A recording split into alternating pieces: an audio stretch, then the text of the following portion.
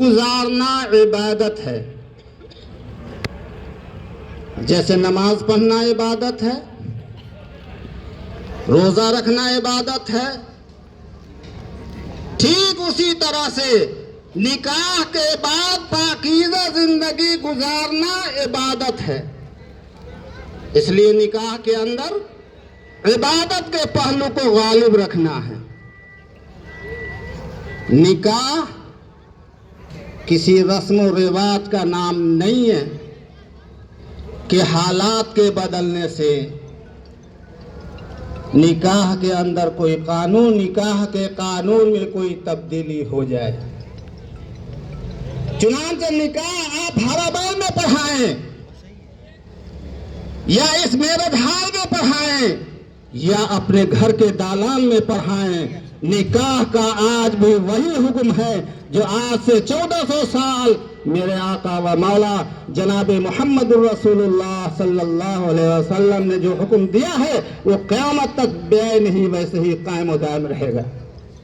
حالات کے بدلنے سے بال کے برابر بھی اس قانون میں، نکاح کے قانون میں کوئی تبدیلی نہ ہوئی ہے اور نہ ہو سکے گی انشاءاللہ. پہلی بات تو یہ ہوئی. دوسری بات یہ ہے کہ خطبہ نکاح میں جن آیات کا پڑھا گیا ان تمام آیاتوں کا خلاصہ یہ ہے کہ ان تمام آیات کے اندر اللہ سے ڈرنے کا کہا گیا، تقوی کے تعلق سے کہا گیا. یا ایھا الذین یا ایھا الناس اتقوا ربکم الذی خلقکم من نفس واحدہ، اے لوگو ڈرو اپنے اس رب سے جس نے تم سب کو ایک انسان مرد اور عورت سے پیدا کیا. دوسری جگہ بھی یہی کہا گیا یا ایھا الناس اتقوا یا ایھا الذین آمنوا اتقوا اللہ حق تقاتہ، اے لوگو ڈرو اللہ سے جتنا کہ ڈرنے کا حق ہے. اور تیسری آیت میں بھی یہی کہا گیا اے لوگو ڈرو اللہ سے اور سچی بات کرو. مفسرین نے بیان کیا کہ حقوق کی ادائیگی کے سلسلے میں اگر انسان کے اندر خوف خدا ہوگا تو حقوق کی ادائیگی میں غیر جانبدار بن کر اہل حق کو حق دے گا. کہیں ایسا نہ ہو کہ ہمارے ذہن میں وہ بات ہو کہ باپ جنت کا دروازہ ہے اور ماں کے قدموں کے نیچے جنت ہے، اس لیے ساری محنت، ساری توجہات اپنے ماں اور باپ کی طرف لگا دیا اور بیوی یا بچے کی ان کے حق سے غافل ہو گیا.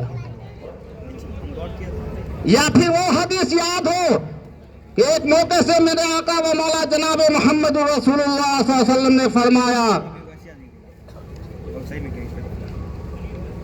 کہ سب سے اچھا انسان وہ ہے جو اپنی بیوی اور بچے کے لیے بچے کی نظر میں اچھا ہو.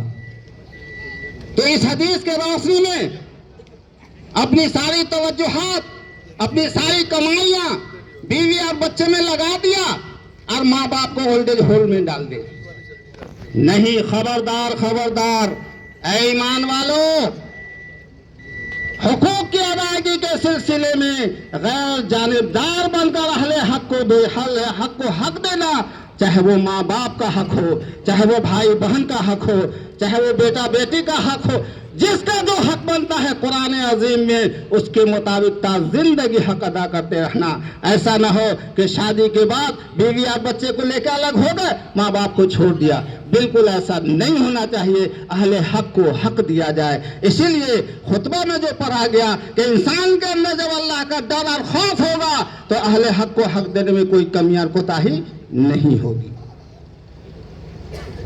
تیسری اور آخری بات یہ ہے کہ ہمارا جہاں شادیات کے موقع سے بجٹ بناتے ہیں، غیر ضروری چیزوں کا تو ہمارا بجٹ بنا لیتے ہیں، لیکن جو نص قطعی سے ثابت ہے ہمارا آپ اس طرف کوئی توجہ نہیں دیتے ہیں۔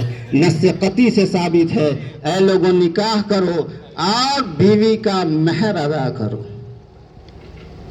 آپ صحابہ کی زندگی اٹھا کے دیکھ لیجئے، پہلے مہر کی رقم جمع کر لیتے تھے پھر نکاح کرتے تھے۔ صحابہ تو مثل ستارے کے ہیں، الصحابی کالنجوم بأیہم اقتدیتم اہتدیتم۔ میرے آقا نے فرمایا صحابہ مثل ستارے کے ہیں، تم جس کی پیروی کر لو گے کامیاب ہو جاؤ گے۔ یہ مثال صحابہ کی میں اس لیے دے رہا ہوں کہ حضرت صحابہ کا معمول تھا کہ جب وہ مہر کو جمع کر لیتے تھے اس کے بعد نکاح کرتے تھے۔ اس لیے ہم اپنے گارجین سے بھی اور اپنے نوجوان بھائیوں سے بھی یہ ضرور کہوں گا کہ مہر کی ادائیگی نکاح کے فوراً بعد ہونا چاہیے۔ اور آخری بات یہ کہتے کہتے ختم کرتا ہوں اپنی بات کو کہ یہ نکاح کی مجلس مقدس ہے، اس کا احترام ضروری ہے۔ شوہر بیوی کا خیال کرے، بیوی شوہر کا خیال کرے۔ اللہ تعالیٰ نے جب اس کائنات کو بنایا تو بنا کے ایسے نہیں چھوڑ دیا، بنانے کے بعد اس کو سجایا، پھر اس میں ہم انسانوں کو پیدا فرمایا، پھر اس کے بعد کاموں کی تقسیم کی اللہ نے، ایک حصہ مردوں کے حوالے کیا اور اس بات کا پابند بنایا کہ جب تم نکاح کر کے اپنی بیوی کو گھر لے کے آؤ خبردار اس کو کوئی تکلیف نہیں دینا، اس لیے کہ وہ بڑی قربانی دے کر آ رہی ہے، ماں باپ کو چھوڑ کے آ رہی ہے، بھائی بہن کو چھوڑ کے آ رہی ہے۔ خبردار جب وہ تمہارے گھر آئے اس کے کھانے پینے کا انتظام اچھا سے کرنا، اس کے رہنے سہنے کا انتظام اچھا کرنا، کسی طرح کی کوئی تکلیف نہیں دینا۔ اور بیوی کو اس بات کا مکلف بنایا کہ خبردار جب تم شوہر کے گھر آ جاؤ گی تو بغیر اس کی اجازت اور مرضی کے اس کے گھر سے باہر نہیں نکلنا، اس کی سموتات کرنا، اس کی سموتات میں ہی تمہاری کامیابی ہے، دنیا بھی کامیاب ہوگی، آخرت بھی کامیاب ہوگی۔ اگر یہ دونوں چیز دونوں کے اندر پائی جائے گی تو یہ کارواں انشاءاللہ حسن خوبی کے ساتھ آخری منزل تک پہنچ جائے گا۔ ہم سب آئیے مل کر اس نوجوڑوں کے لیے دعا کریں۔ وآخر دعوانا الحمدللہ رب العالمین۔